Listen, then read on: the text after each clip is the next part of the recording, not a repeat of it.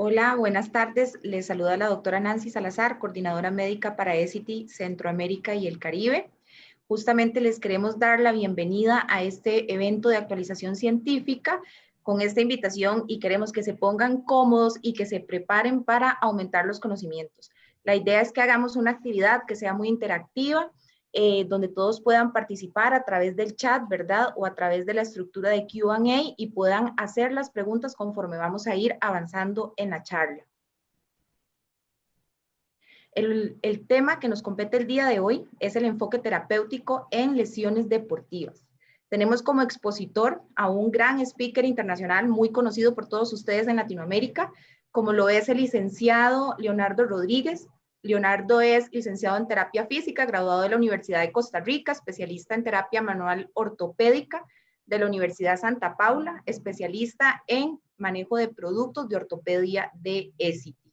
El día de hoy, Leonardo nos va a estar conversando acerca de lo que es la etiología, la prevención, el diagnóstico, las principales patologías, los factores biomecánicos y el tratamiento que debemos de tener para el abordaje adecuado de lo que es la prevención y el tratamiento de las lesiones deportivas. Como les dije, recordarles, bueno, primeramente que nos cuenten de qué países se conectan, qué expectativas tienen de la actividad y por supuesto que todas las preguntas, ¿verdad?, se vayan canalizando inicialmente a través del chat para poder darles una respuesta oportuna al finalizar la charla. Buenas tardes, Leonardo, bienvenido. Hola, muy buenas tardes.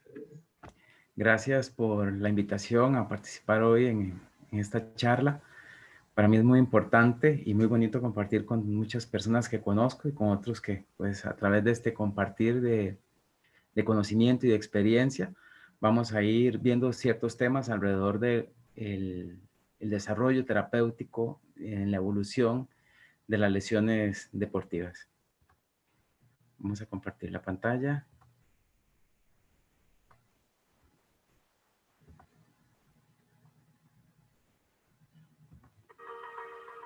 Perdón.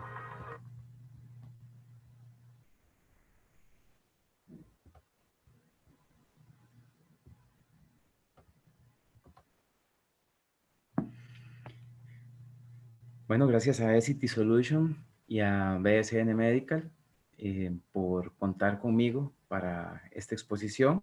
Hoy lo que vamos a hablar es un poco del enfoque terapéutico en lesiones deportivas. La idea de esto es conocer un poco sobre la epidemiología de las lesiones deportivas y por qué es tan importante conocer la epidemiología de las lesiones deportivas.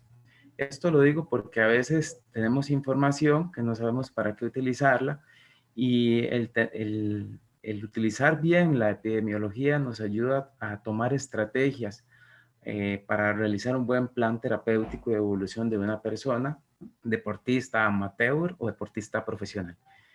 Los componentes de un incidente, no hablo exactamente de un accidente, mucha de la bibliografía habla de accidentes en el deporte, vamos a hablar de incidentes porque no exactamente pensamos en solo el enfoque traumático de las lesiones deportivas, sino en lesiones por sobreuso, por fatiga, lesiones crónicas, lesiones por disfunciones musculares, etc. Entonces, los tres componentes que necesita para tener un conjunto en el incidente es tener un sujeto susceptible a la lesión, un medio que favorezca esa lesión y un agente provocador. Por ejemplo, en la lámina se ve el susceptible es el jugador del Real Madrid, el medio favorable es todo, la cancha, donde está el balón, la forma en que hace el empuje el rival y el agente provocador pues es el rival. En el deporte, encontrar el sujeto sobre el cual va a pasar la lesión termina siendo muy fácil, pero es difícil conocer las circunstancias por las que pasa la lesión. Y cada vez hay más un entredicho entre la bibliografía y la revisión bibliográfica sobre qué es lo que provoca una lesión y cada vez se amplía más. Nuestro objetivo a la hora de estudiar las lesiones del deporte y el enfoque que vamos a hacer en los planes terapéuticos y de evolución médica o fisioterapéutica es identificar muy bien a ese sujeto susceptible.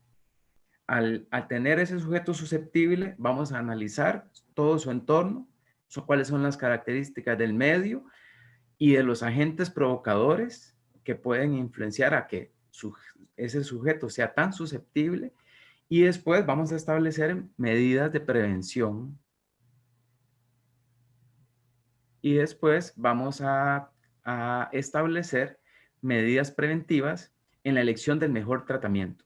En la lámina se ve cómo Kobe Bryant padecía de su tobillo izquierdo, que era un jugador habilidoso, que hacía cambios de dirección rápidamente. El baloncesto es uno de los deportes donde más incidencias hay, principalmente en tren inferior.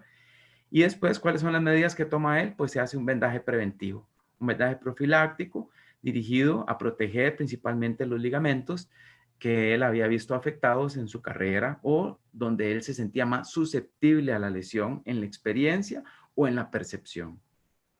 Para definir un poco las lesiones deportivas hay dos autores, McLean y Sandelin, que hablan exactamente de lesiones que tienen que ver con el entrenamiento y con la competencia. Pero con eso dejan de lado, toman en cuenta solamente lesiones agudas y dejan de lado todas las lesiones crónicas y todas las lesiones subagudas. Sands y Cole hablan de que es todo daño corporal también que interfiere en el entrenamiento, y Cole además dice, y además afecta la competición o ambos, y obliga al deportista a abandonar. Entonces hablan de que la lesión deportiva es algo que provoca una deficiencia en el deportista y además lo puede discapacitar. Es más sencilla, pero no nos ayuda epidemiológicamente porque deja un ámbito muy amplio de qué analizar, que es cuando no es exactamente una lesión que pasa en un terreno de juego o en una pista de atletismo o en una calle durante una carrera.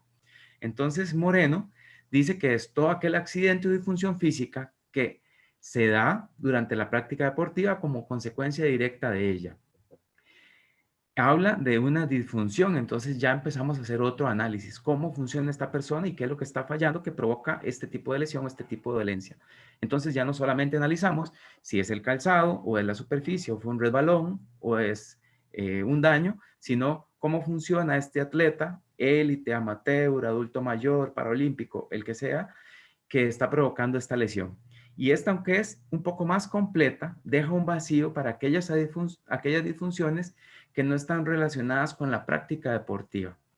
Entonces, nosotros tenemos que tomar en cuenta todas aquellas disfunciones que no tienen que ver con la práctica deportiva, tomar todas aquellas disfunciones que están dentro de la práctica deportiva y todos aquellos factores predisponentes dentro de la práctica deportiva.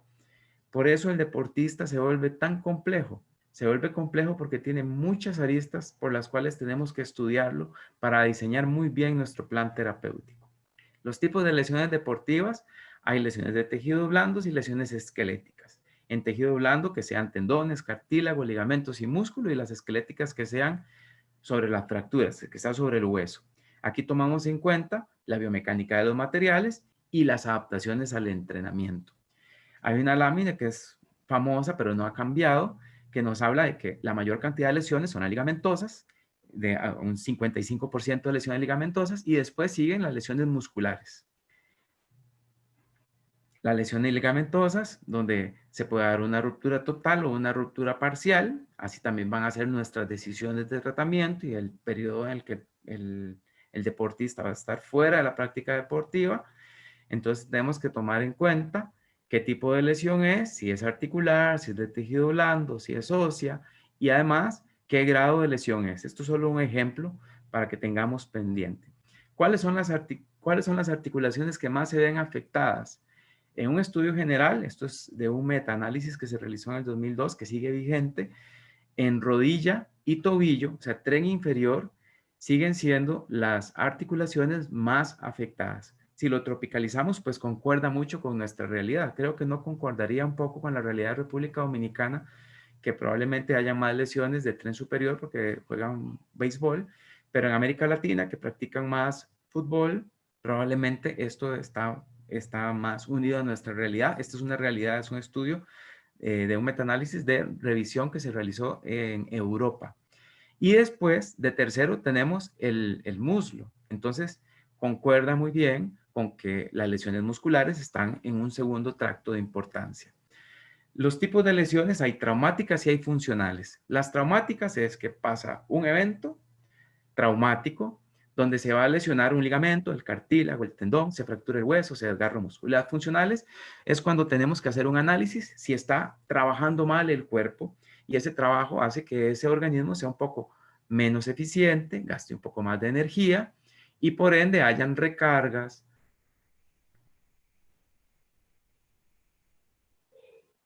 haya recarga, los patrones anómalos de movimiento, la hipertonía o la hiperactividad muscular, o si lo vemos desde otra perspectiva, la inhibición de algunos músculos que hacen que esa persona no sea completamente eficiente. Aquí tenemos dos tópicos, sería tomar la mecánica de la lesión para las traumáticas y el análisis clínico funcional para las funcionales. Por eso los deportistas hay que darles tanto seguimiento en su práctica deportiva como en un consultorio, como una persona común y silvestre.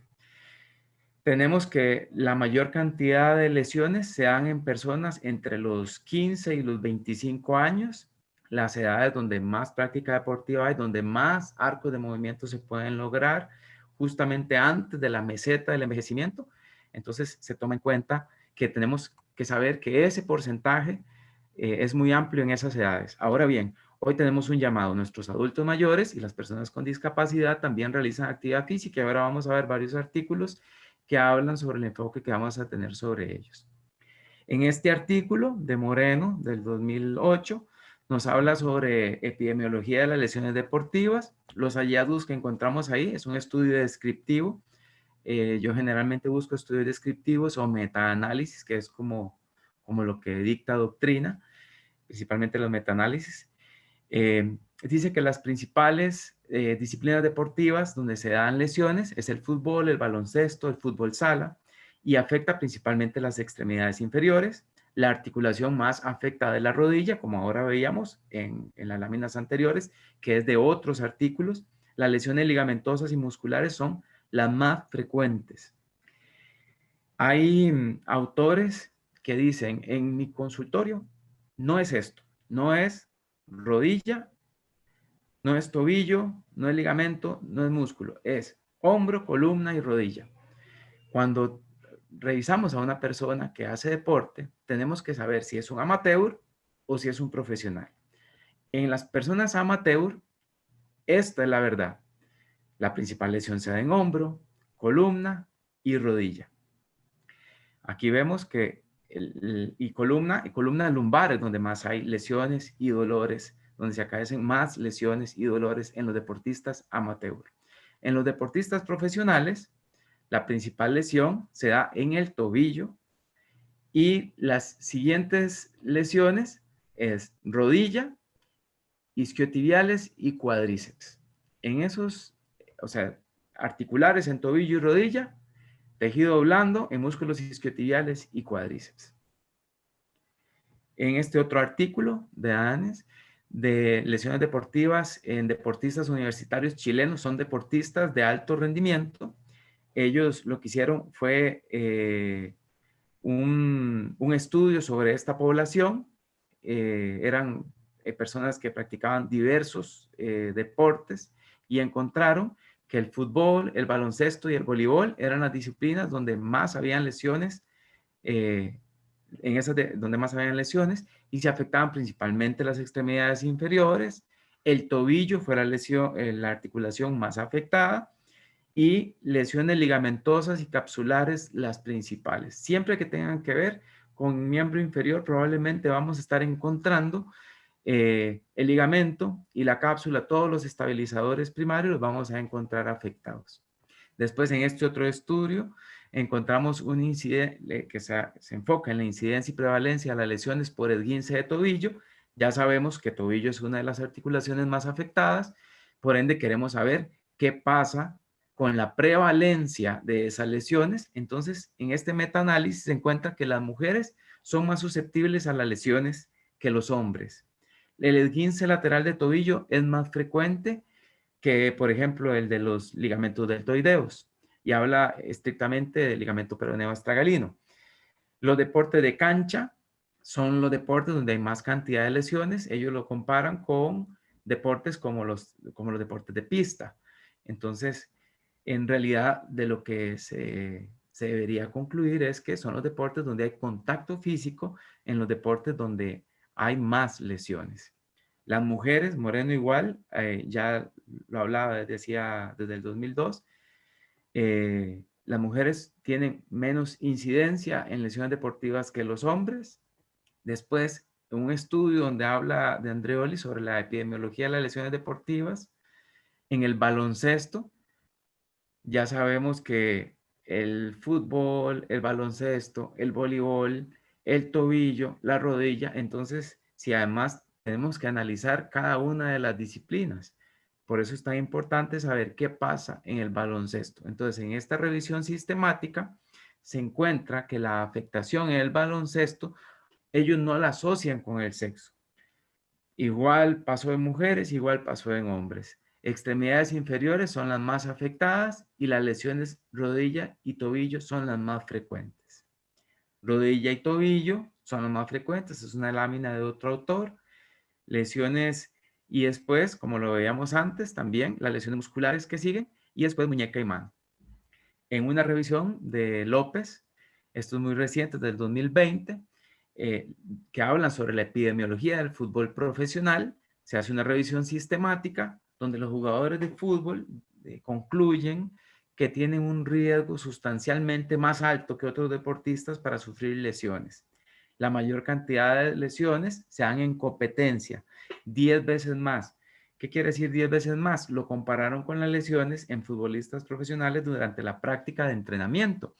Y por cada 1000 horas de juego, por cada 100 horas de exponerse a la práctica deportiva, durante el entrenamiento había un 3.7 y durante la práctica competitiva había un 36% de posibilidades de incidencia traumática en lesiones. Eso se ve aquí. Vea cómo sigue siendo el fútbol, el baloncesto, después el fútbol sala. Ellos lo comparaban con el atletismo. Y vean cómo el rugby, cuando uno pregunta en muchos lugares cuál deporte, muchos hablan del fútbol americano y muchos hablan del rugby. Vea cómo el rugby a nivel profesional ocupa el 5º lugar. Y el fútbol sigue siendo el deporte donde hay más riesgo de padecer lesiones, lo dice la bibliografía, y cuando lo analizamos, comparándolo con el baloncesto, que tienen circunstancias muy parecidas, hay contacto físico, hay cambios de dirección, hay marcas fuertes, gente pesada, veloz, entonces se comprende por qué este deporte. Y el rugby, que es un poco más abierto, un poco distinto. Hay traumas de otro tipo que se podrían ver en otro momento. Yo en este momento no tengo nada que profundice sobre el rugby porque quise abarcar los deportes principales que nos da la evidencia. El tratamiento y la prevención del esguince de tobillo, ya que sabemos que el tobillo es una de las articulaciones más afectadas, que es una articulación que trabaja muchísimo en las dos disciplinas como el baloncesto y el fútbol. Entonces, ya vimos que en esa prevalencia eh, siguen teniendo algún tipo de problema y tienen que tomar decisiones de tratamiento preventivo. ¿Qué nos dice la bibliografía y las revisiones sobre esa prevención que se hace en el esguince de tobillo? Entonces, en esta revisión sistemática con metaanálisis se encuentra una fuerte evidencia en la movilización temprana y uso de agentes físicos. Movilización temprana. Entonces, esto lo vamos a ver ahora más adelante, pero si ocupamos inmovilizar, en ocasiones se ocupa inmovilizar, nosotros tenemos que promover la inmovilización que en un corto plazo favorezca la movilidad. Es nuestra responsabilidad hacer dispositivos que favorezcan la movilidad. Después, hay una moderada evidencia en el uso de técnicas de terapia manual. Esto fue muy doloroso para mí, pero uno sabe que lo que uno hace no cura todo. Y el ejercicio para desinflamar también había una moderada evidencia. Es un coadyuvante, es parte del tratamiento, pero hay una evidencia más fuerte que si la persona mueve, solamente mover, por ejemplo, en lesiones de hombro, las personas que tienen en la escala EVA un dolor por encima de 7, con solo que usted le recomiende mover No le diga ningún ejercicio, no le diga para dónde, no le recomiende nada. Solamente mover, la persona llega 2 o más puntos por debajo de esa escala que describió en esa primera consulta. Después, el ejercicio y las ayudas biomecánicas se utilizan en la prevención. Esto es muy importante para los que atendemos deportistas. ¿Por qué? Porque tenemos que recomendar prevenir. Muchas veces nos centramos en la atención de la lesión y dedicamos poco tiempo a la prevención. Que una persona venga por una lesión nos hace un llamado a nosotros a trabajar la prevención, una prevención terciaria sobre esa lesión y sobre todos aquellos hallazgos que nos arroja la valoración funcional de esa persona. No nos podemos quedar quietos en atender solamente el esguince o si tiene un dolor en alguna región que se lo está originando la práctica deportiva, no nos podemos quedar con ese dolor. Tenemos que ver a la persona integral global y hacer un análisis general. Como sabemos que tobillo es muy afectado, bueno, ¿cómo están las personas que tuvieron un esguince de tobillo 6 meses después de ese esguince lateral de tobillo en laboratorio? Entonces, es un casos y controles donde los autores dicen que concluyen que después de esos 6 meses había una persistencia en el déficit previo con la lesión. Entonces, podríamos decir que esa anomalía que genera la distensión ligamentosa o la ruptura a nivel propioceptivo de la información que va a tener el cerebro sobre la ubicación espacial de esa porción anatómica, hace que el control motor no sea el adecuado. Entonces, nos dice que tenemos que atender el control motor, la reeducación muscular.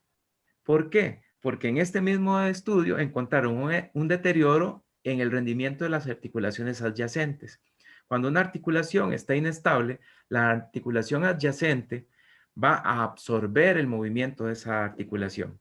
Pero cuando se da cuenta que ya no, o sea, que está cumpliendo la función de alguien que no le corresponde, de una articulación que no le corresponde, entonces hay rigidez en algún tiempo. Por lo tanto, es importante saber que si estamos atendiendo tobillo, tenemos que enfocarnos en el pie, tenemos que enfocarnos en su rodilla y tenemos que enfocarnos en su cadera, para que todo ese miembro inferior trabaje armónico. Es muy importante analizar todo el miembro inferior, además que hay un costo-beneficio. Estas personas, los profesionales, viven de tener una buena condición. ¿Qué pasa cuando ese deportista no es profesional? Entonces, hay un estudio epidemiológico sobre esas condiciones. ¿Qué nos dice? Encontramos, es un estudio retrospectivo, lo que hicieron fue entrevistar, de acuerdo a las entrevistas y a los expedientes que existían, encontraron que las lesiones más frecuentes fueron desgarros musculares, lesiones ligamentosas y fracturas. ¿En dónde? En hombros y rodillas, como lo veíamos en una de las primeras láminas. Hombros y rodillas en deportistas amateur.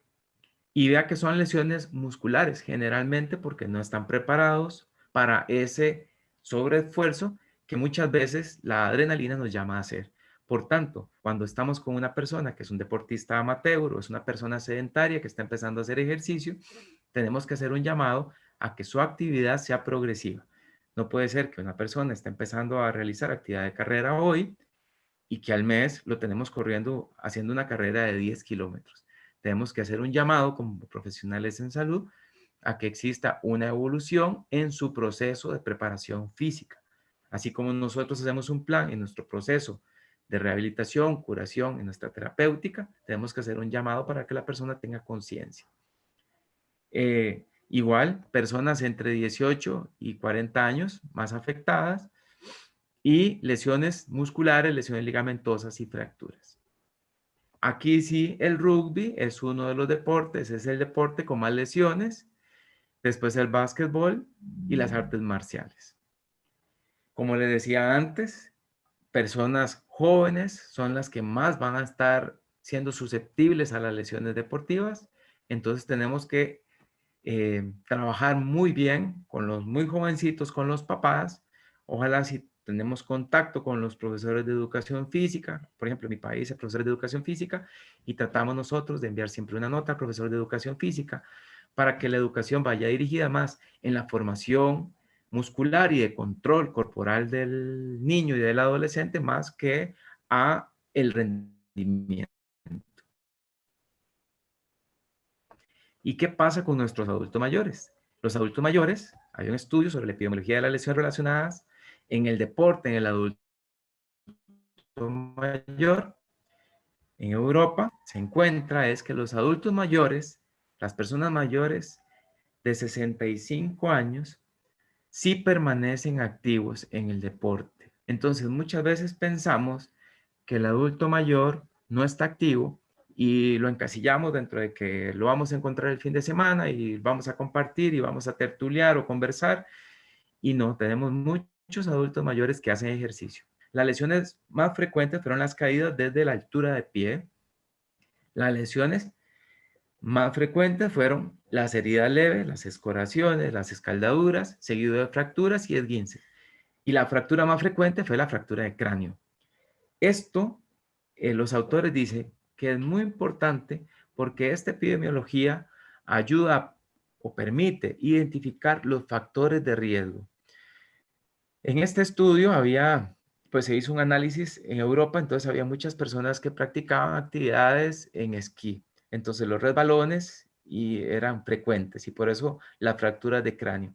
Pero sabemos que las personas realizan deporte, tenemos que eh, tener en cuenta, revisar la epidemiología más próxima a nosotros para saber qué medidas vamos a tener y qué recomendaciones le vamos a dar a nuestros usuarios.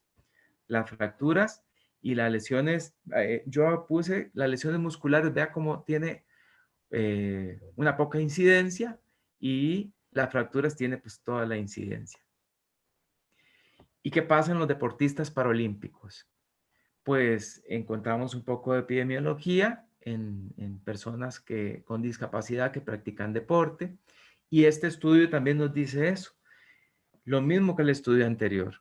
Esto lo hicieron después del 2012 en Londres, que hubo una explosión de los deportistas paralímpicos, que es una gran dicha, y nos hace un llamado que tenemos deportistas con discapacidad y que tenemos que tenerlos en cuenta.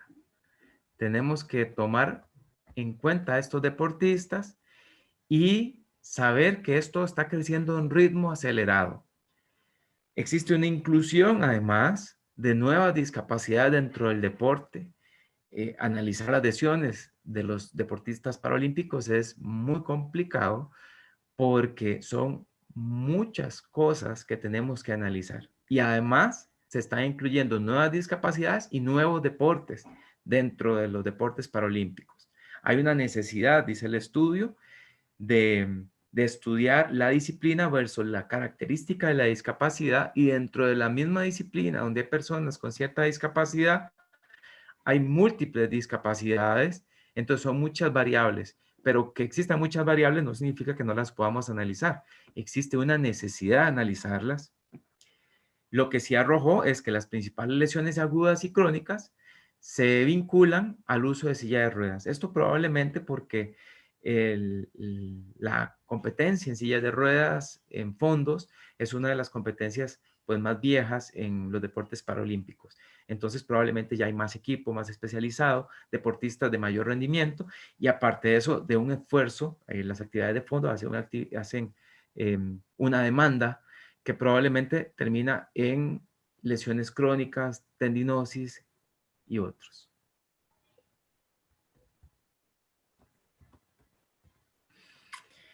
Por lo tanto, después de ver un poco de evidencia, encontramos que lo más importante es trabajar la prevención. Si aparece una lesión, tenemos que atenderla rápido y oportunamente. Tiene que haber reposo activo o movilidad precoz. Tenemos que enfocarnos, muy importante, en la readaptación y en la incorporación. Los profesionales en salud, yo no les voy a decir que yo como fisioterapeuta, yo no soy readaptador, yo soy rehabilitador. Pero tengo comunicación con readaptadores deportivos que podrían ser fisioterapeutas o educadores físicos en nuestro caso. Pero estoy en contacto y yo me coloco ahí en la línea Cada uno va a hacer su rol, pero tenemos la responsabilidad de participar en todo el proceso. Ese deportista está confiando en nuestra intervención y queremos conocer cuáles son las perspectivas de los otros entrenadores o de las otras personas que participan y cuáles son nuestras perspectivas dentro de su proceso de recuperación e inclusión en la actividad deportiva o reinclusión. Entonces, nuestros temas de interés hoy es la atención rápida y oportuna y la prevención. Por lo tanto, de acuerdo a lo que hemos visto, nos interesa mucho la desinflamación y el manejo del dolor en el deportista. Esta lámina de Messi es muy importante. De ella nació un metaanálisis de un costarricense que hizo una revisión y concluyó que el frío en las lesiones agudas, el uso de crioterapia es muy importante, pero el uso de crioterapia durante un tiempo más prolongado. Y lo que concluyó es que el frío, el mejor frío es el menos frío durante un tiempo más prolongado. Y lo hizo precisamente la forma en como Messi describía que se ponía el frío y decía que se ponía el frío como por una hora completa cuando siempre lo hemos tenido indicado por no más de 20 minutos por lo del efecto oscilante. Pero si ponemos un frío no tan frío, o sea, no cerca de los 0 grados, sino entre los 7 y 5 grados, lo podemos tener por más tiempo y el deportista refiere una sensación de analgesia mayor. Bueno, y cuando pasa la lesión, hablando de lesiones traumáticas, ¿cuál acrónimo vamos a utilizar? Siempre hemos conocido el RICE, el PRICE, después llegó el POLICE, el MIT y después el Peace and Love. Entonces el RICE nos hablaba de que tenía que existir reposo, uso de crioterapia, compresión y elevación. Y la justificación es buena para el uso del RICE y nos funcionó durante muchos años. Después llegó el Price, que además dijo, bueno, además del reposo, yo quiero protección. Entonces vamos a quitar todo aquello que sea provocador de la lesión. Si es que quitar el apoyo, quitamos el apoyo. Si hay que ferulizar, ponemos una férula.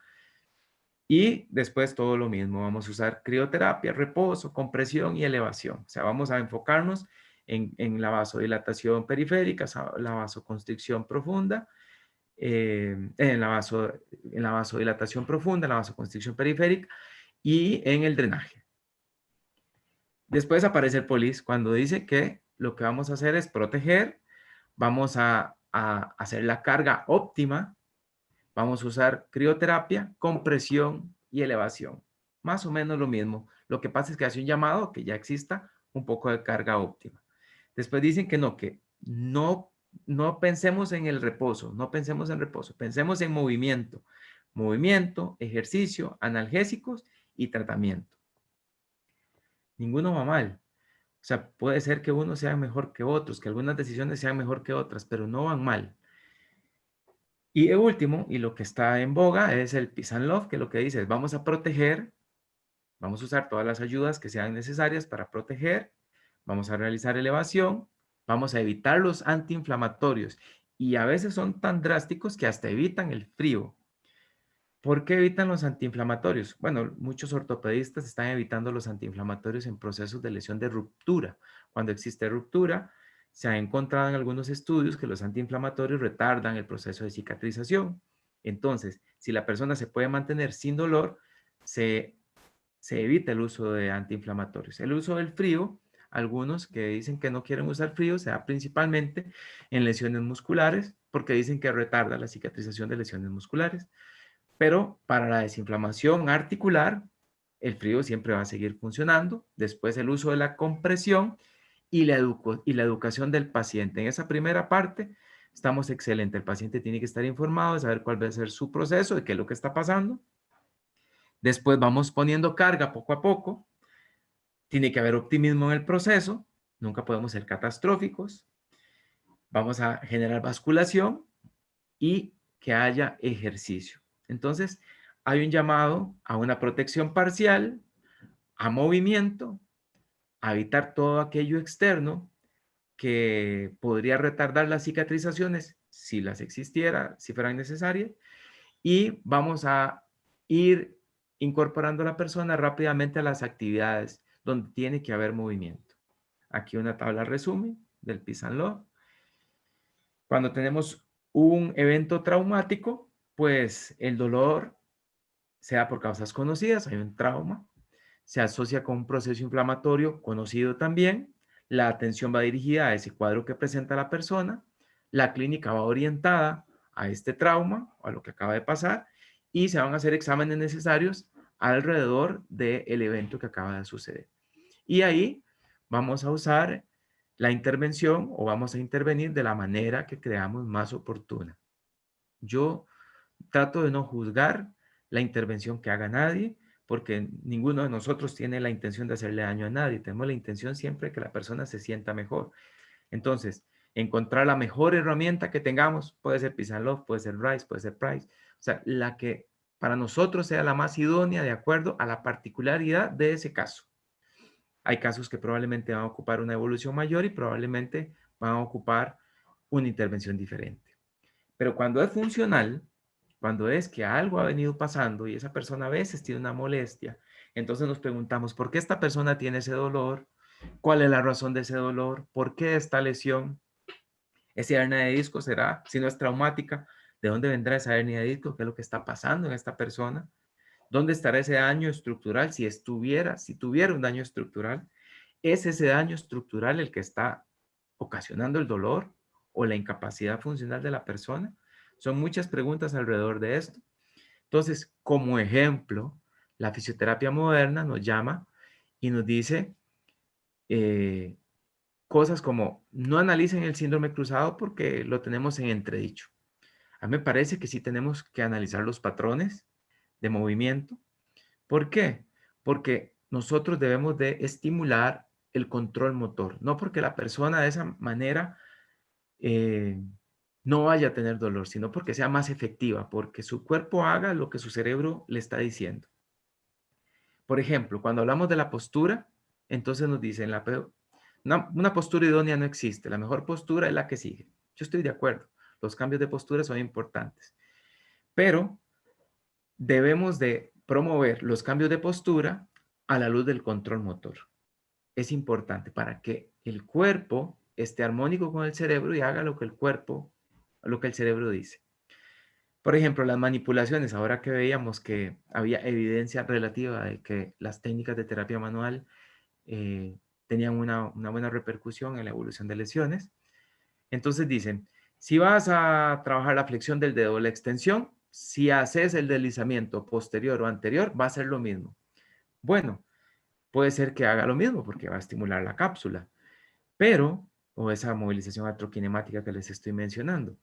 Pero lo que siempre tiene que privar es que tengamos una intención de tratamiento. Entonces, si la relación cóncavo-convexo de esa articulación nos da para que la flexión la estimulemos en un deslizamiento palmar, mi intención de tratamiento es estimular la flexión y yo siempre voy a tener mi primer criterio en tener una adecuada intención de tratamiento. Como cuando colocamos un yeso y decimos, ah, no, pero ya vienen los 3D, entonces se van a acabar los yesos. El 3D no tiene intención de tratamiento. El 3D no le va a moldear el proceso estiloides, no le va a moldear alrededor del maleolo con nuestra intención de tratamiento.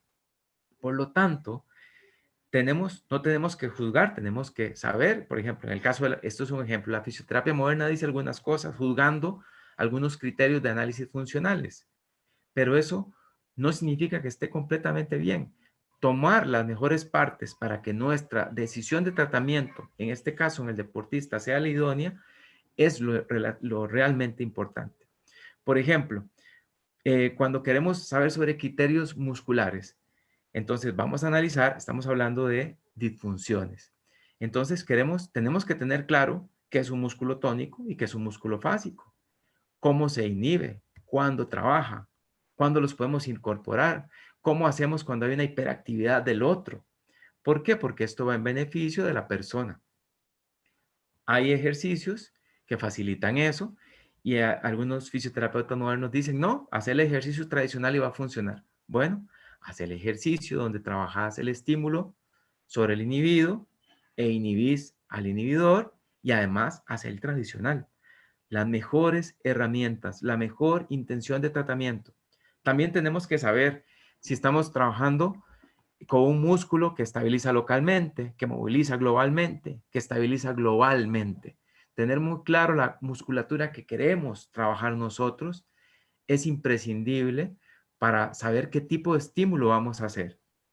Y por ejemplo, también en la readaptación de ese músculo, tenemos que saber que hay un ciclo donde vamos a tener que recuperar el control de ese músculo, donde va a haber dolor, donde va a haber inflamación, donde va a haber un desbalance del trabajo de esos músculos, donde esos músculos no van a tener el control central porque no tienen la mejor señal propioceptiva. Entonces tenemos que trabajar a nivel periférico y tenemos que trabajar a nivel central, saber que hay degeneraciones en los procesos inflamatorios. Tenemos un proceso inflamatorio recurrente que se nos está volviendo crónico. Podríamos pensar que hay rigidez o que hay deterioro del cartílago, pero que el movimiento nos puede otra vez rehidratar ese cartílago y empezar procesos de vida porque somos hijos del movimiento. La Conferencia Mundial de Fisioterapia nos llama a hacer un examen, una evaluación exhaustiva de nuestro deportista, de nuestro paciente, de nuestro usuario, un diagnóstico y un pronóstico y una intervención y un tratamiento idóneo. De acuerdo a Yanda, tenemos que historiar muy bien al usuario, tenemos que observarlo muy bien y tenemos que hacer exámenes de movimiento para tener los mejores datos para realizar un buen diagnóstico y las mejores recomendaciones en el proceso funcional de recuperación.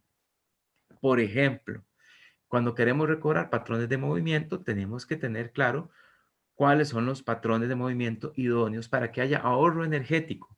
Hay personas que toda su vida se han movido mal y se mueren sin ningún dolor moviéndose mal. Pero si hay alguien que se está moviendo mal y tiene un dolor y podemos intentar hacer una reeducación muscular, vamos a conocer sobre el patrón de movimiento, por ejemplo, y vamos a realizar un estímulo sobre esa musculatura para que todo trabaje mejor. Ahora bien, nuestra intervención va dirigida a que tenemos que entender al usuario y estudiar sus particularidades, sea deportista o no. Vamos a entender y a conocer su disciplina deportiva y el contexto de su disciplina. Entonces, no podemos iniciar una rehabilitación de alguien que juegue squash si no sabemos en qué consiste el squash.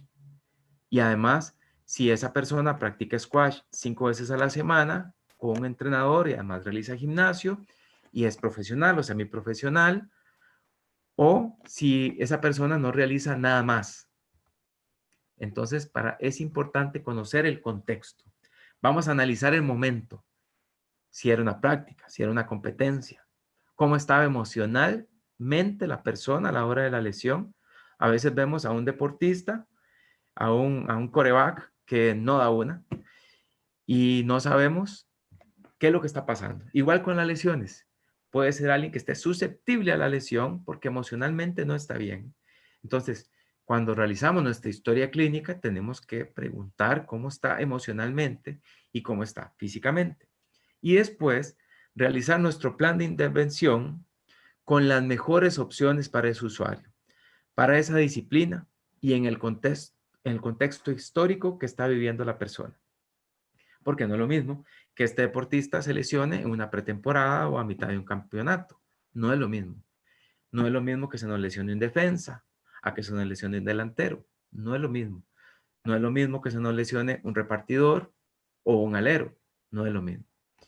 Entonces, por ejemplo, en las lesiones que más mencionaba la evidencia científica, la inestabilidad de tobillo, tenemos que trabajar primero, antes de la intervención y la curación del esguince de tobillo, tenemos que saber que si estamos frente a un equipo de baloncesto o de fútbol profesional o de fútbol amateur que le quedan duro, tenemos que realizar una intervención preventiva. Es nuestra responsabilidad. ¿Qué vamos a usar? El vendaje funcional. ¿Qué se ha encontrado? Que el vendaje funcional va a defender las estructuras que querramos defender, hecho de la manera idónea, no va a afectar el rendimiento, va a dar una percepción de estabilidad en el tobillo sano, en el tobillo lesionado, y va a haber una disminución en la aprensión. Lo dice la evidencia. Por ejemplo, en este estudio del 2016, el efecto de realizar un vendaje en el tobillo, en el rendimiento funcional, en personas que ya tienen inestabilidad del tobillo. Pasaba eso, la persona saltaba y decía que no afectaba su rendimiento, subía mejor y bajaba de escaleras, se sentía más eficiente y sentía más confianza. Eso es suficiente, la percepción es suficiente. Porque ese deportista lo que ocupamos es que se sienta cómodo, que no sienta dolor y que sea eficiente. ¿Cómo vamos a hacer el vendaje? Entonces, este es un ejemplo de cuando ya tenemos una lesión. Entonces, tenemos un esguince grado 1. Vamos a hacer un vendaje por encima de las válvulas bicúspidas. Va a ser un vendaje ortopédico defendiendo el ligamento que se haya lesionado. Vamos a suponer que es el esguince del ligamento peroneo astragalino. Y lo que vamos a querer es realizar una estructura de vendaje ortopédico defendiendo ese ligamento y a la vez realizar un vendaje compresivo que facilite el drenaje del proceso inflamatorio. Entonces vamos a pensar como ortopedistas y vamos a pensar como vasculares.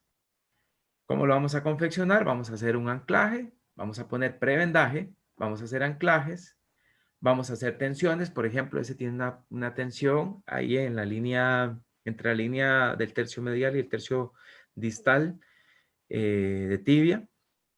Es una colocación para evitar las tensiones. Cuando ya la persona tuvo un esguince, podría ser que como hay una inestabilidad articular, que lo próximo que pase sea una fractura. Entonces tenemos que generar un punto de señal propioceptiva de presión en esa zona. ¿Cómo lo vamos a colocar? Colocamos el anclaje, las tiras activas. Bueno, primero el prevendaje, las tiras activas. Y después lo cerramos y hacemos un cierre como compresivo. Esta es una de las opciones. Colocamos un prevendaje, como es el Tensoban de BSN y de Essity. Después colocamos Estrapal o Leukotape Classic. Y después cerramos con Tensoplast. Esta es la opción 1. Un vendaje ortopédico y al final un vendaje vascular. O bien, podemos hacer una colocación con Coplus. No ponemos prevendaje, sino que ponemos Coplus. Entonces ponemos el elemento compresivo de primero. Marcamos hasta dónde va a llegar el vendaje. Protegemos la cara anterior del empeine, de la cápsula. Vamos a poner Coplus. Vamos a proteger los malleolos. Lo que hacemos es colocar un acolchado y colocamos el Coplus, una colocación ortopédica, y después hacemos una colocación circular al 50% hasta por encima de válvulas bicúspidas.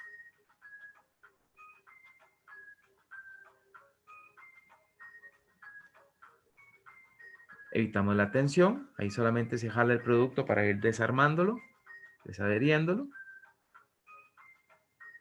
Luego protegemos con IPA-FIX, Stretch, para que ningún adhesivo de los adhesivos fuertes del Estrapal, del Leukoplast, del Leukotape Classic, estén en contacto con la piel. Este adhesivo es un adhesivo de poliacrilato que va a defender muy bien la piel.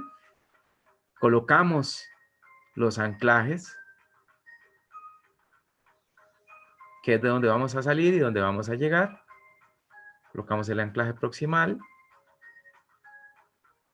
Ahí estamos usando el Leukotape Classic, que es a base de óxido de zinc, el adhesivo. Ya hemos colocado un estribo. Ahora vamos a hacer un vendaje en 8. Esta es la parte ortopédica y ahí termina. Solamente queremos defender. Bueno, ahí también defendí el peroneo calcáneo.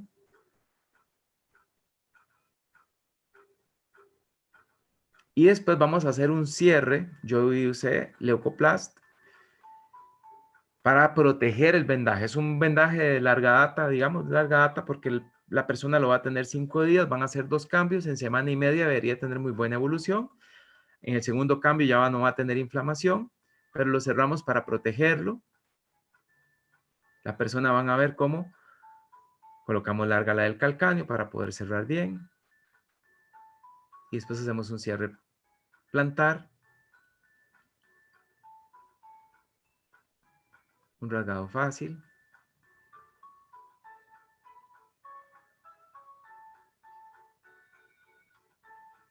Y vea cómo hay una ligera restricción del movimiento. Permite el movimiento. Como es un esguince grado 1, lo que queremos es que el ligamento no llegue al punto donde se lesionaba, sino que se siga moviendo para que siga basculando. Y después, así de fácil, se retira. Vean lo fácil que se retira. Voy a entrar ahí por el IPAFIX. Así de fácil. La persona no me va a reclamar nada. Rompemos y lo retiramos así de fácil. A los 5 días, de 5 a 7 días, hacemos el cambio y la persona, al final de la segunda colocación, debería sentirse mejor. En lugar de poner un walker, en lugar de poner una férula, y en lugar de dejarlo libre, porque va a ser susceptible a que vuelva a pasar, colocamos un vendaje profiláctico terciario, que además nos va a dar compresión para la inflamación, porque el dolor se va a dar principalmente por la inflamación. Por ejemplo, en dolor anterior de rodilla, teníamos que las principales articulaciones que se ven afectadas es el tobillo y la rodilla. El vendaje de dolor anterior de rodilla tiene mucha evidencia y la evidencia dice que va a dar disminución del dolor, va a dar una percepción de bienestar y va a dar una tolerancia a la actividad. Esta revisión sistemática arroja esos resultados del síndrome del dolor patelofemoral. Y aunque dice que son necesarias otras investigaciones, el vendaje resultó ser efectivo. ¿Cómo hacemos ese vendaje? Aquí vamos a mezclar dos materiales. Vamos a mezclar, la persona tiene un dolor en la cara anterior de la rodilla. No vamos a hacer un vendaje McConnell, es en realidad un invento donde vamos a usar Leucotep K. El Leucotep K también es igual que el IPAFIX, tiene un poliacrilato, pero es de alta densidad. Entonces vamos a tener un vendaje neuromuscular de fondo, que lo vamos a colocar es, la colocación que hacemos es para hacer apertura de espacio, una corrección. Ahí vamos a traccionar, le vamos a hacer un empuje a la rótula. Tiene un dolor medial, entonces vamos a hacer un empuje hacia medial. Vamos a colocar 2 de Leucotec K. Como es una colocación de corrección, podemos ir del 75 al 100%. Y encima vamos a poner Strapal o Leucotep Classic o Leucoplast, haciendo una sobrepresión sobre la rótula hacia el sitio de dolor. Vea cómo se va plegando, hay un pliegue, ese pliegue en la piel, lo que buscamos. Hacia medial. Y después comprobamos para que no se suelte, porque es un vendaje un poco rígido. Vamos a comprobar para que no se suelte. Vamos a hacer, ahí hicimos una mezcla de acuerdo a los adhesivos de los materiales y de acuerdo a nuestra intención de tratamiento, que es mejorar el trabajo patelofemoral, o sea, el deslizamiento de la patela, y que haya menos dolor. Y esto tiene evidencia. En los procesos de inmovilización, cuando tenemos que utilizar inmovilización, como les dije antes, que en nuestra inmovilización promueva la movilización. Por lo tanto, hacer Functional Cast Therapy, usar Prelude, usar todos aquellos elementos desmontables, fabricar elementos desmontables, sería lo que tenemos que hacer el llamado. A eso llama la medicina y la fisioterapia moderna. Entonces, que permita actividades de manera temprana, libertad de los elementos adyacentes. No tenemos por qué tener bloqueada una articulación que no tiene razón de ser que esté bloqueada. Y respetar los procesos de consolidación, reposo y la prevención terciaria. Eso lo vamos a respetar. No vamos a ser imprudentes, pero vamos a querer que rápidamente la persona esté en la actividad. Por ejemplo, este es un surfista de mi país que tenía un dolor en la cara lateral de la muñeca, tenía una tendinosis, tenía una inflamación del fascículo tendinoso y lo que queríamos era darle un poco de reposo, le hicimos una férula, esta férula de Dynacast Prelude, el borde lo que tiene es un fleece liner de Delta Terunet C. Esta férula es desmontable, lo que usábamos era un elemento compresivo porque él tenía un proceso inflamatorio subagudo y me dijo, yo no voy a dejar de ir al mar. Entonces, esa férula le duró semana y media. Es una férula un poco rígida. La usaba para el mar. Ahí tienen granitos de arena. La lavaba. Nunca falló el adhesivo. Nunca falló el material. Disminuyó el dolor. Usábamos Leukotape K también para mejorar el espacio en correcciones de espacio. Tenía un dolor también en los extensores de muñeca. Y después con Delta K Sprint le hicimos una férula un poco más anatómica que la pudiera usar porque él decía que la férula con Dynacast Prelude le incomodaba a la hora de hacer el apoyo para pararse en la tabla. Entonces hicimos una prueba, le hicimos la férula con Delta K Sprint y él hacía que remaba y se ponía de pie. Lo hicimos en un poquitito más de 30 grados para que pudiera tener un buen apoyo, porque lo que me interesaba era que no dejara de ir al mar, que es lo que le gustaba hacer y es su práctica deportiva. ¿Qué fue lo que hicimos? Hicimos un antebraquio palmar con Delta K Sprint, colocamos un refuerzo pequeño, porque queremos que sea bastante libre, lo moldeamos, colocamos la regla para el desmontarlo y realizamos una confección como esta. ¿Por qué usamos brace de este tipo? Bueno, hay evidencia que lo respalda. Por ejemplo, la mayor evidencia la tiene una doctora que es de la Universidad de Alabama, que promueve que para fracturas de radio distal debería de usarse un elemento desmontable en todas las fracturas de radio distal. Y si además hablamos de un deportista, él va a querer poder usar un dispositivo desmontable, estar más cómodo, practicar el deporte lo antes posible, porque él vive de eso. Entonces, pues esta no es la doctora que les menciono, esta es Cuba, que también tiene varias investigaciones sobre el uso de este tipo de dispositivos en niños. ¿Por qué en niños? Porque son la población más riesgosa de que se lo quite. Y resulta que hacen los estudios en niños y todo sale bien. Aquí tengo el ejemplo de un niño que tuvo una fractura del radiocúbito. Este niño es mi hijo. Ahí ya estaba reducido, yo lo reducí. Y inmediatamente la fractura se fracturó frente a mí. Yo hice la reducción y le hice una férula como es azul. Entonces le coloqué la férula azul y pasó de tener dolor a tener alivio. Los dispositivos de inmovilización, lo primero que dan en el trauma es analgesia. Por eso son tan importantes. Después el ortopedista que estuvo a cargo dijo que no hacía falta hacer nada más, pero que quería que tuviera bloqueada la articulación del codo. A mí me parecía que podía seguir con esta férula porque me parece muy atractivo el micromovimiento que existe en el hueso. Hay investigaciones que hablan sobre la riqueza del hueso cuando hay un micromovimiento y que es una consolidación que no dista de la consolidación cuando además limitamos la articulación adyacente. Entonces a mi hijo lo tuve inmediatamente con eso azul. Fuimos con el médico, le colocó el Delta K Sprint en ese mitón largo y a las 3 semanas, como dicta la literatura, lo pasamos a la férula y estuvo una semana con la férula y después ya no tuvo nada. ¿Qué es lo que habla la evidencia científica? Esto es muy atractivo porque yo lo veo vinculante con el deporte. Las personas que usan férula no recuerdan el trauma. Mi hijo, a los 2 meses de que se había fracturado, le pregunté qué era lo que se había quebrado, cuál hueso. Y me dijo que él nunca se había quebrado un hueso. Y las investigaciones van hacia eso, hacia de que la experiencia es mejor, es una experiencia de mayor libertad, de mayor funcionalidad, y se olvidan. Y al olvidarse, no hay aprensión. Entonces vemos a un deportista que se luxa un codo y después no sabe ni cómo caer cuando lo empujan porque le da miedo luxarse nuevamente el codo. Entonces, si la experiencia no es tan traumática, la reinserción en el deporte no es tan traumática.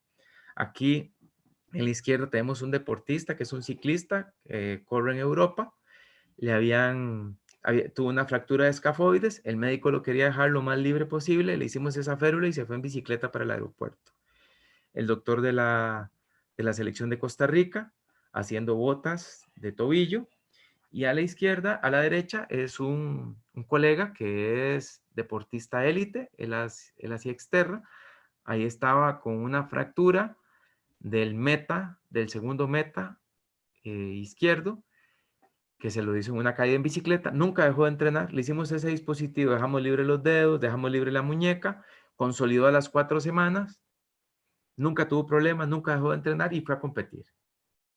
Entonces, para esto, estamos hablando de deportistas que quieren estar activos rápido. En esta fractura de escafoides no pasó nada. Se toman decisiones rápidas, dispositivos que promuevan la movilidad, dispositivos que se coloquen de manera centrípeta. Por eso lo que pongo son ejemplos de uso de ferulización desmontable de colocación circular, porque eso favorece la alineación del hueso, favorece el drenaje linfático y además tenemos algo que es desmontable y fácil y lindo además. Cuando estamos en procesos inflamatorios y dolorosos, la evidencia lo que nos insta es a usar vendaje neuromuscular. ¿Qué ventajas tiene el vendaje neuromuscular? Bueno, que es sinérgico con la piel, que es un coadyuvante en la disminución de la inflamación. El vendaje neuromuscular, yo sé que tiene muchas personas que piensan que no hace nada, pero neurofisiológicamente se ha encontrado que sí tiene un efecto positivo. Y si no hiciera nada, el efecto en la percepción de la persona, ahora lo vamos a ver en unos estudios que tenemos, es suficiente. Cuando a uno le dicen, ¿qué haría usted para que esa persona se sienta bien? Y uno dice, yo haría lo que sea para que un paciente mío se sienta bien y sin dolor. Entonces, ¿cuál es la eficacia clínica de la cinta de vendaje neuromuscular, del Leucotep-K, en edema de extremidades inferiores después de que se ha hecho el método Ilizarov? ¿Cuáles son? ¿Cuáles son los hallazgos? Una disminución en la circunferencia de la porción anatómica. Hubo una disminución más rápida que el grupo control que hizo drenaje linfático. Y además el autor dice, esto tiene que formar parte del tratamiento. Entonces, ¿qué había? Un proceso inflamatorio grandísimo y vamos a usar todos los recursos para que este proceso inflamatorio drene rápido. El vendaje neuromuscular está formando parte del protocolo de atención del 2020, por lo menos, de la Asociación Americana de Reumatología. Entonces, si después de tantos estudios se encuentra que no hace el vendaje neuromuscular todo lo que dice o lo que muchos dicen que hace, pero sí hace mucho de lo que dicen que hace, lo tomaríamos en cuenta en nuestro proceso. Yo siempre digo que es que el paciente se lleve un pedacito mío para la casa. ¿Qué es lo que hace? ¿Por qué se logra este estímulo? Hay un estímulo doloroso, inflamatorio también, se genera un estímulo no doloroso, la compuerta del dolor, y va a haber una disminución del dolor. Lo que hacemos es estimular o activar las fibras A beta e inhibimos, perdón, las A delta y la C. El efecto de la cinta de vendaje neuromuscular para un punto gatillo en el músculo piriforme, disminución significativa del dolor. Mejoró el movimiento de rotación de cadera asociado con la disminución del dolor. Ya que yo acoto eso. En las conclusiones, el autor solo dice que había mejorado la movilización de cadera, pero es una movilización porque disminuyó el dolor. Antes estaba inhibido por el dolor. O no hacía el movimiento para no hacer movimientos álgicos. No es que mejore la actividad del rotador de cadera, es que mejora la experiencia. Y el grupo control no tuvo cambios, así de francos. El efecto del dolor biomecánico neuromuscular en la rodilla después de que le ponen vendaje neuromuscular en personas que tienen osteoartritis. Entonces, cuando pensamos en un deportista, por ejemplo, cuando piensa en un futbolista, probablemente pensamos en que va a tener una artrosis de rodilla o que ya tiene un proceso degenerativo culpa de la práctica deportiva que tiene. Bueno, ¿qué pasa?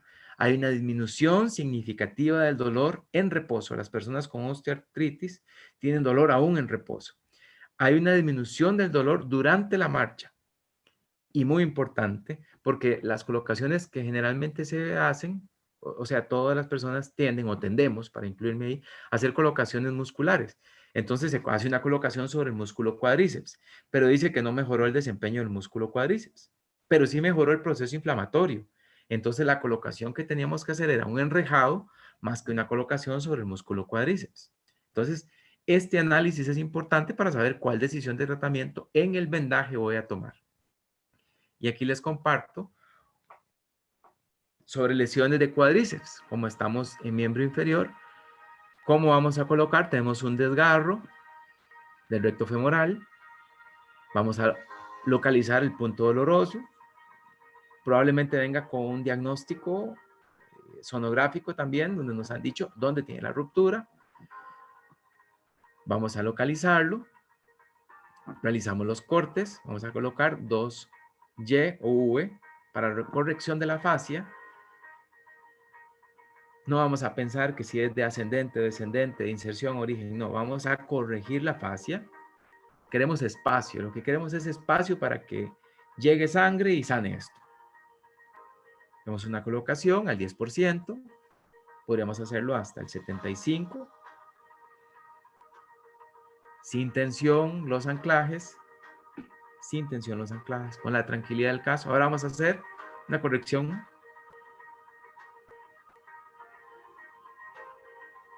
Vamos a realizar una corrección de espacio.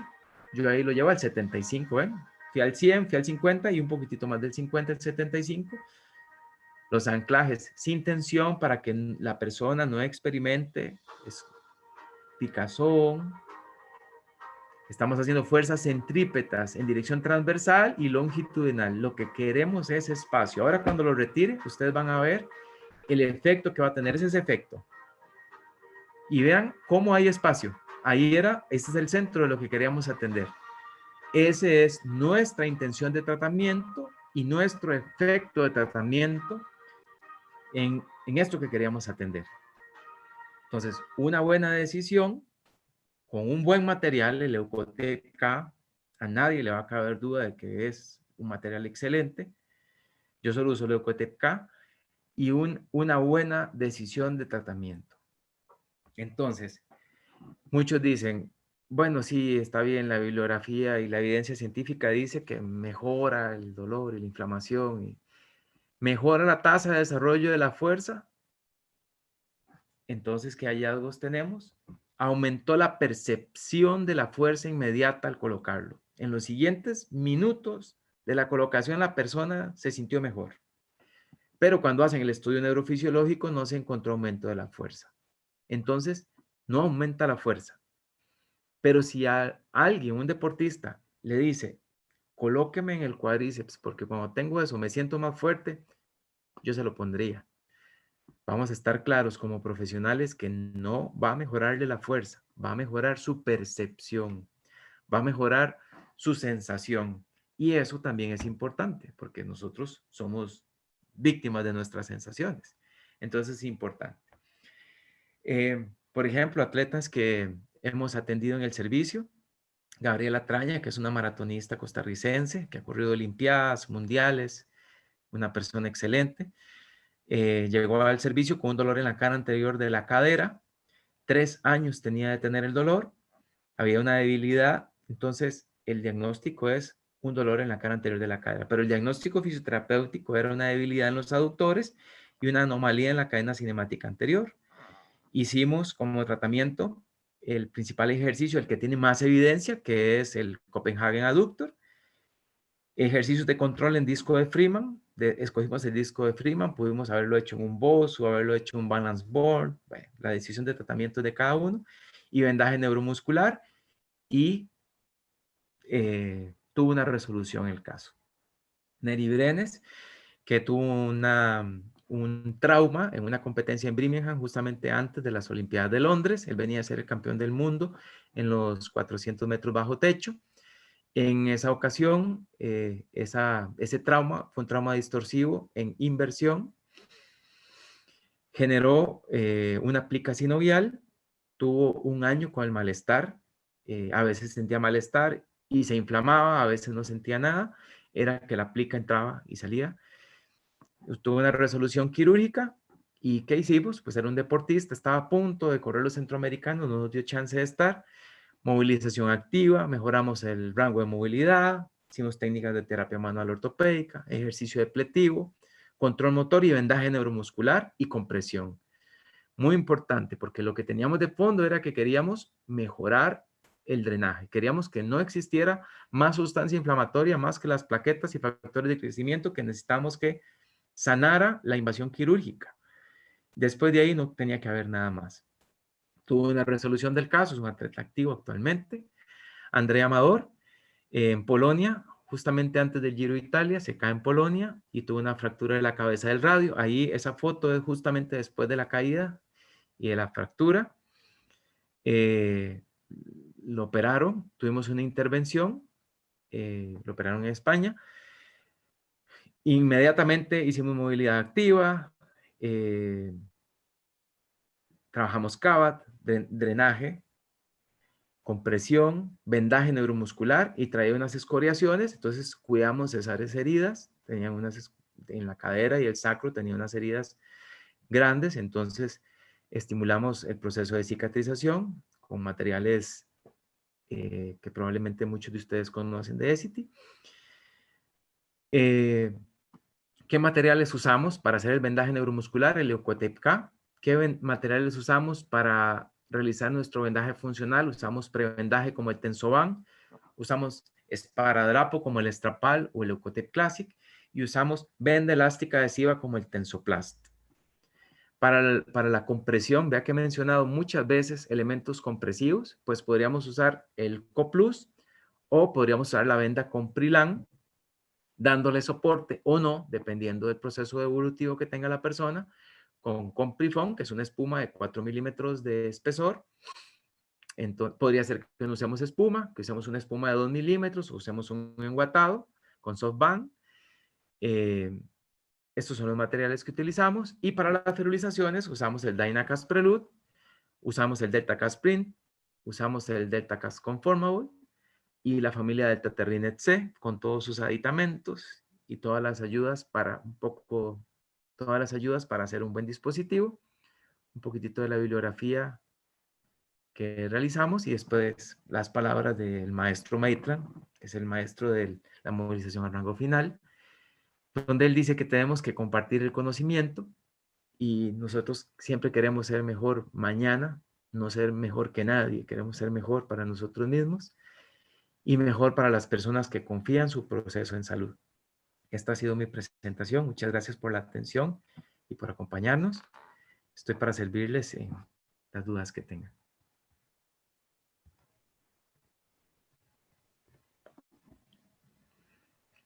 Buenas noches, Leo. Si hay una pregunta, Sí. dice, a una fractura sea completa del cúbito y del radio se puede inmovilizar hacia la corta con leve movimiento. Sí. Estamos hablando de radio distal. Bueno, la evidencia habla de radio distal y yo me aventuro de acuerdo a la evidencia, ya que a mi hijo yo quería dejarlo con la férula corta y yo creo que hubiera evolucionado bien. Igual permitimos la larga porque la evidencia está sobre el radio distal.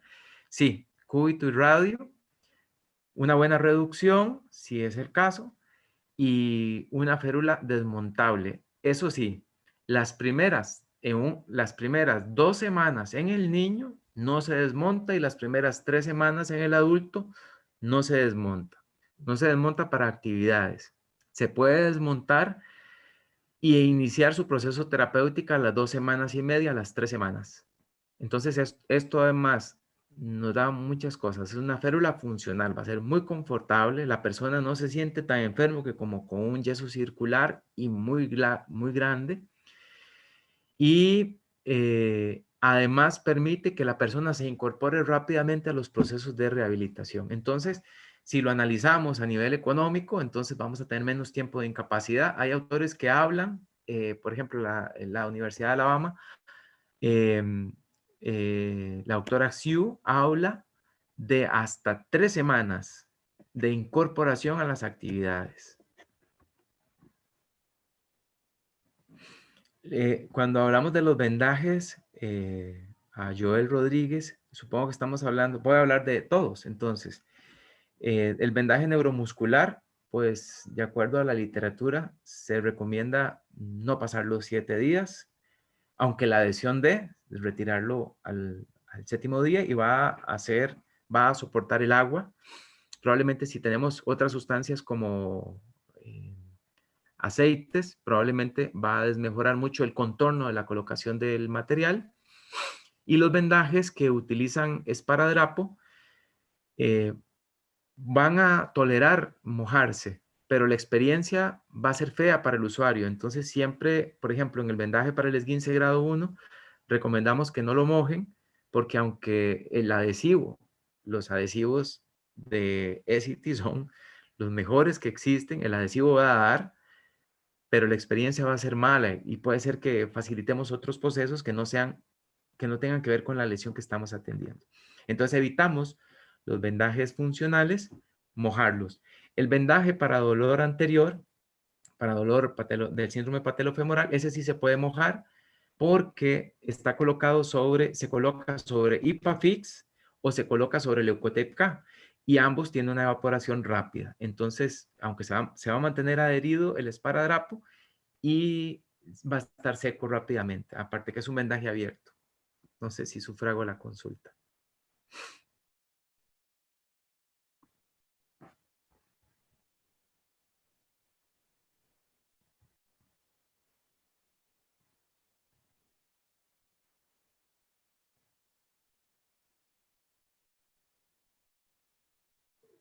No sé si tienen alguna otra consulta o algún comentario. No sé qué hacen en sus países.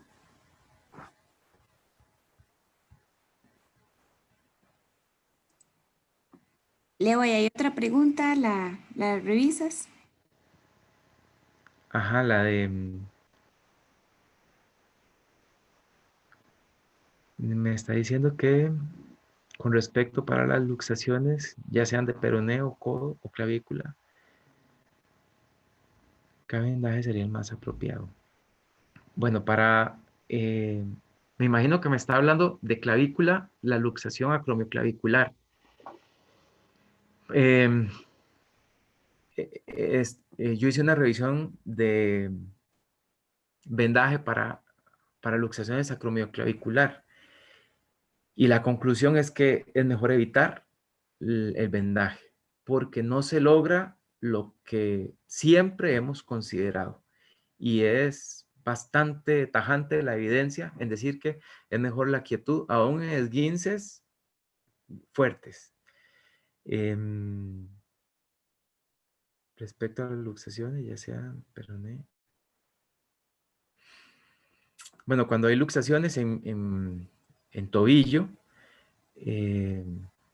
bueno, me está hablando de peroné. Ajá. Sí, ahí sí se hace un vendaje de corrección y lo que se hace es dirigirlo en la dirección donde centre esa articulación. Y en codo, generalmente lo que hacemos es una ferulización durante 2 semanas y media, una ferulización en posición funcional.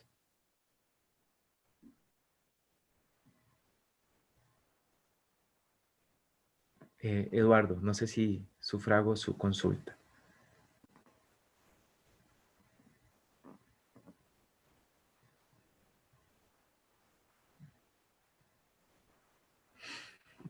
Como ustedes vieron, toda nuestra intervención con los materiales y toda la intervención que hacemos como profesional es basada en evidencia, por eso yo adjunto toda la evidencia que puedo, porque es lo que nos dice de forma comprometida de qué es lo que está funcionando o qué funciona en otras partes y qué funciona para las personas en el mundo.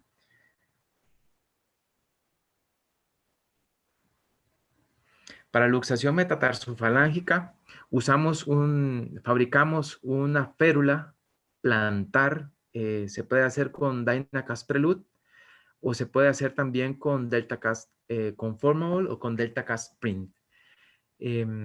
Esa férula no solamente es tener la ferulización plantar, sino que además tiene una colocación de sujeción con un elemento compresivo que puede ser Coplus, que es la venda cohesiva, o puede ser Comprilan, y esa compresión va a facilitar el reposicionamiento de la articulación metatarsofalángica. Previamente, probablemente va a haber una reducción de esa articulación y lo que vamos a querer es que no se salga de posición y por tanto vamos a evitar el movimiento que probablemente lo luxe. Entonces, por eso inmovilizamos, dependiendo del tipo de luxación y de la gravedad, así va a ser el tiempo, pero generalmente es de 2 semanas y media a 3 semanas con el uso del dispositivo y la compresión. Es muy importante que no siempre pensemos en inmovilizar, sino en cómo vamos a drenar todo el proceso inflamatorio. Jorge, no sé si les podríamos facilitar. Existe una lista de moldes y está el molde de esta férula plantar, que se usa también, algunos lo usan para fascitis plantar y lo usan para fracturas de los meta también.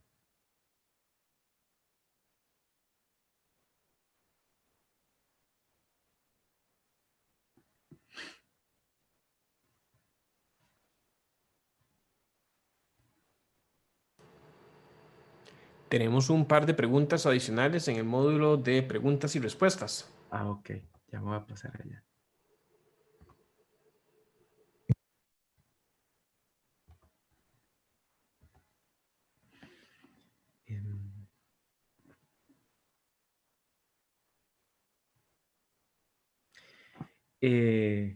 Sí, tienes razón. El fútbol americano no sale en ninguna de las tablas y muchos de los deportes y muchas de las investigaciones que consulté son de la Asociación Americana. No sé por qué, no sé por qué no sale, pero eso es lo que la evidencia nos arrojó. Eh, Generalmente el fútbol americano, igual que el rugby, se asocia con lesiones más de tren superior y lesiones más contusivas de lo que yo he leído. Tampoco es que leo tantísimo sobre lesiones de fútbol americano, aunque siempre hay un artículo que hace mención, pero no lo encontré en nada de la evidencia en este estudio descriptivo.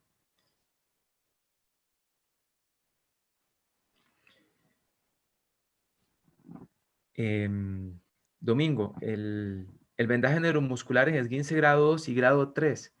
Pues el vendaje neuromuscular, a la luz de la evidencia, lo que ayuda es para desinflamar y bajar el dolor.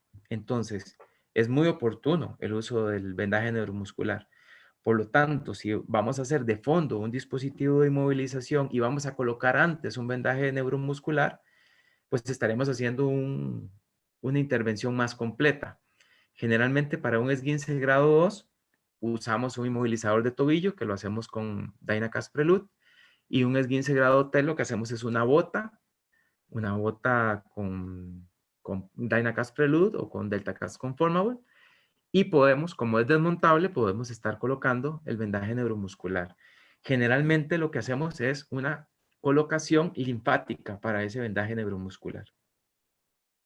Yo sé que hay colocaciones para inestabilidad de tobillo, pero la evidencia dice que no colabora tanto. Si la persona lo siente bien, se la ponemos, pero ya nos están diciendo que no han encontrado evidencia y entonces mejor lo usamos en lo que sí hay evidencia, acompañado de otras cosas que además hay evidencia para tener un buen resultado.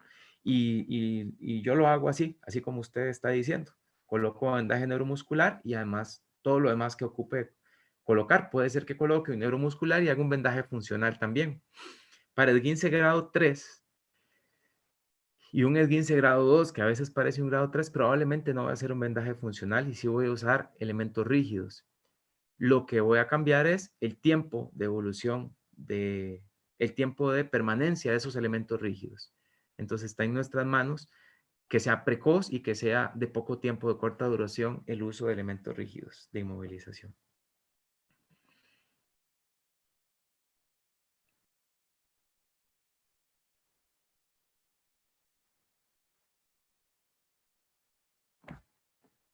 Hay otra pregunta, creo. Ajá.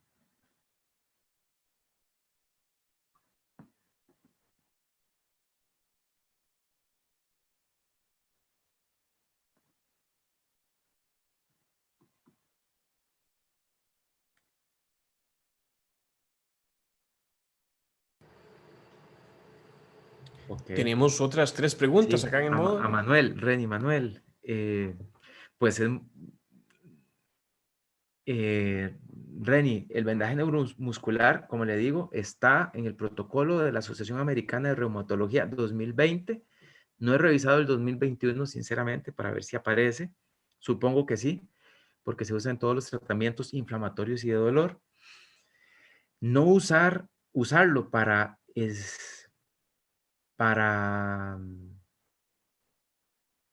para fracturas, porque uno coloca una férula o un yeso en una fractura o en una fisura, o como lo queramos ver, en una lesión articular grave, pues no hay evidencia sobre eso. O sea, la evidencia no soporta esto.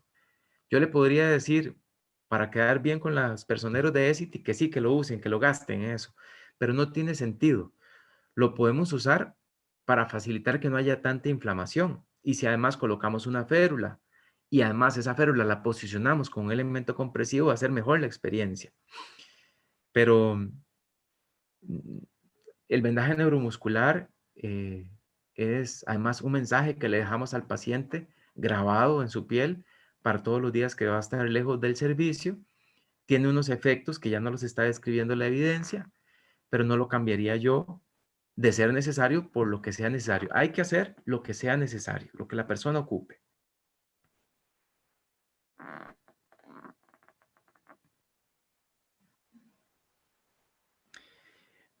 Hola, Consuelo. Cuando me habla de los vendajes, el vendaje neuromuscular, ¿puede ser que haga alergias? Claro que sí. Un paciente mío nunca ha tenido alergia porque soy muy metódico en la colocación del vendaje. Nunca lo hago a la carrera. Trato de que por lo menos la parte básica de mi colocación siempre sea la más prudente. Muchas veces el vendaje neuromuscular hace alergia porque la aplicación no es la correcta. ¿Y qué es lo que haría una colocación incorrecta? Que coloquemos las bases y los anclajes con tensión o que hagamos mucha tensión a la hora de que la parte activa del vendaje se ha colocado. Lo otro es que lo coloquemos sobre cremas o que lo coloquemos sobre otras sustancias o con el vello muy largo. Entonces, estos son factores que podrían generar alergia. Igual, la decisión de colocarlo también es importante en nuestra observación inicial. Si tenemos una persona a la que le preguntamos si ha padecido dermatitis, hay que hacer las preguntas. O si le han colocado algún adhesivo y ha tenido alguna respuesta, esa persona no es candidata. No vamos a gastar ni el tiempo ni el dinero en alguien que posiblemente va a ser candidato a una alergia. Entonces, nuestra entrevista va a ser importante. En eh, el vendaje funcional, lo que se puede hacer es proteger mucho la piel. Entonces, se le coloca una venda de poliuretano de muy baja densidad, en menos de 1 milímetro de espesor, como lo es el Tensoban, y después para adherirlo un poco a la piel colocamos el Ipafix, que tiene un adhesivo muy afable con la piel. Si la persona no tolerara ni el Ipafix, entonces colocamos nuestro vendaje todo sobre el prevendaje.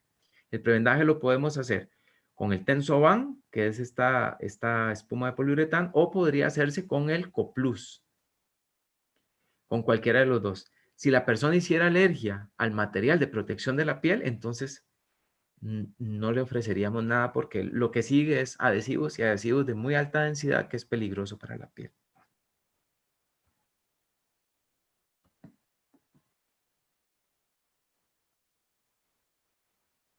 No, el vendaje neuromuscular puede ser usado de manera inmediata. Por ejemplo, nosotros en artroscopía de rodilla lo tenemos, el paciente va a llegar al servicio entre el tercer y el quinto día después de la intervención quirúrgica.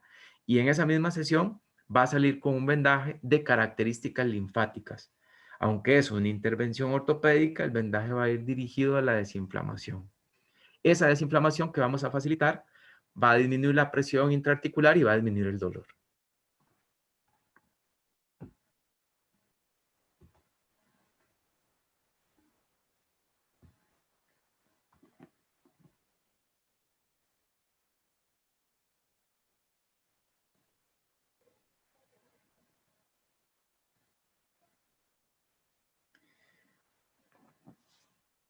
Em, el vendaje que se realiza sobre la disfunción patelofemoral, en realidad, en el video yo hago una desviación medial, que es donde generalmente se da el dolor. Hay una disfunción en el deslizamiento de la rótula, entonces, y en la alineación de la rótula, y genera un dolor exquisito debajo de la rótula. Por lo tanto, si hacemos una desviación o un empuje de la rótula ipsilateral al dolor, vamos a crear un espacio y la rótula va a deslizarse con mayor libertad en ese espacio que estamos generando, que es como un vacuum, y además va a hacer un espacio en el punto doloroso. Y el aumento del espacio va a generar una mejor irrigación de la zona y por ende va a haber alivio. Entonces, este vendaje, que he dicho que hace mención de ese vendaje, este vendaje no solamente lo usamos como tratamiento, sino que también lo usamos como revisión. Entonces, al inicio de la consulta podemos hacer el vendaje, hacemos una prueba que es que la persona se ponga de cuclillas, la persona se pone de cuclillas o sube unas escaleras sin vendaje, hay dolor. Colocamos el vendaje y hacemos la comprobación. Muy probablemente el dolor va a disminuir o va a desaparecer si estamos frente a un padecimiento. Entonces nos sirve de comprobación a nuestro diagnóstico. O sea, si queremos hacer diagnóstico diferencial, nos sirve realizar también el vendaje.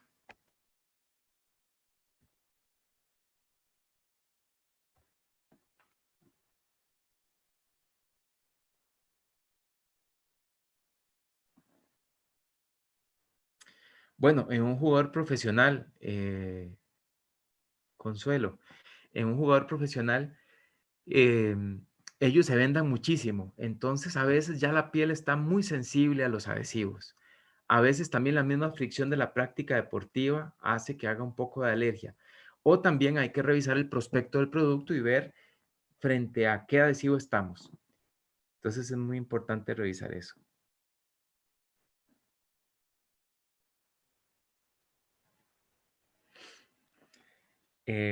Joel, con respecto a la efectividad del vendaje neuromuscular en desgarros, es un facilitador porque el concepto es que aumente el espacio. Entonces, al aumentar el espacio, va a mejorar el drenaje y va a mejorar el ambiente en la zona específica. Cuando uno quiere saber si el vendaje neuromuscular trabaja en la zona específica, colóquelo sobre una equimosis y cuando usted lo retira, la piel está más clara donde usted tenía el vendaje. Es un vendaje local y es un efecto local. Entonces, la evidencia va dirigida a la desinflamación y el dolor. Perdón que yo repita tanto eso, pero, eh, por ejemplo, en una contractura, como usted hace la mención, va a haber un proceso inflamatorio adherido a la contractura. Entonces, la evidencia dice que en esa contractura, y hace mención a contracturas, va a mejorar el dolor por el proceso desinflamatorio y por el estímulo a través del fenómeno de la compuerta del dolor que se va a hacer, que es a un estímulo no doloroso, hay un estímulo, a un estímulo doloroso, un estímulo no doloroso y por ende va a disminuir la sensación dolorosa. Entonces, por eso, más que un fenómeno muscular, o más que una inhibición propiamente del músculo, porque a veces, o sea, la literatura del vendaje neuromuscular dice, si usted tiene un músculo hipertónico, colóquelo de origen, de inserción a origen y va a lograr relajación. Bueno, colóquelo pensando en que va a lograr desinflamación y analgesia y que esa sea la intención de tratamiento para que la dirección en que se va a desplazar el vendaje sea en la dirección hacia la inserción. Pero no le vamos a bajar la tensión al músculo probablemente. O sea, no hay evidencia que diga que eso pasa. O no le vamos a aumentar el tono al músculo. Como veíamos en la evidencia, no mejoró la fuerza. La persona se sintió más fuerte, pero no mejoró la fuerza. Entonces, nuestra intención, siempre que colocamos el vendaje, es para que ese proceso doloroso se vea mejorado y para que ese proceso inflamatorio se vea mejorado. Todo lo demás tenemos muchas herramientas más desde la rehabilitación que nos van a ayudar a que se viva mejor.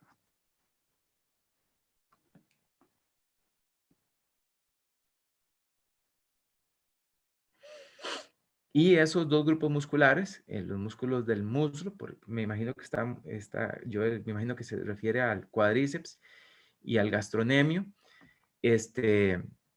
son los grupos musculares donde más se utiliza en deporte como posterior a la actividad, donde hay un proceso inflamatorio post-actividad para lograr un poco de analgesia y y de alivio en esos músculos que están cansados. No hay evidencia que diga que como profilaxis, o sea, colocarlo para que durante la práctica deportiva funcione, no hay evidencia.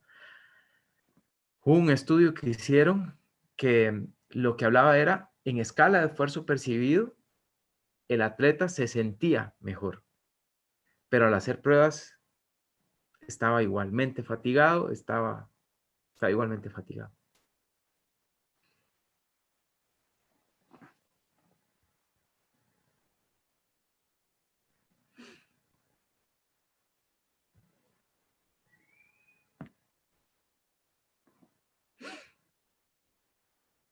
Bueno, yo creo que hemos llegado al final. Yo les agradezco que nos hayan acompañado en esta charla. Con el distribuidor local, si necesitan alguna de esta bibliografía o algo de lo que yo les pueda servir, pues es para mí un honor. Y estoy para servirles. Gracias por acompañarlos y por compartir conmigo este proceso. Espero les sea de utilidad a ustedes y a quienes confían la salud en ustedes. Muchísimas gracias.